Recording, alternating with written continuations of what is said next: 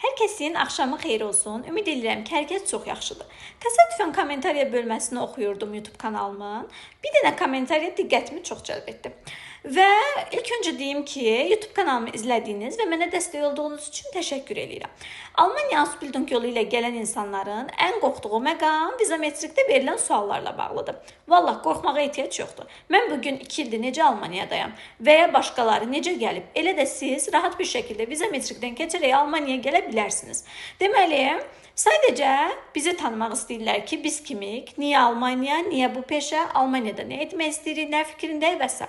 Sadəcə sizin möhtəşəm olmağınız yox, içdən və dürüst cavablar verməyinizdir. Həmçinin də planlarınız haqqında məlumatlı olun. Məsələn, Ausbildungdan sonra nə etmək istəyirsiniz, nə edəcəksiniz, nə fikrindəsiniz bunlar haqqında.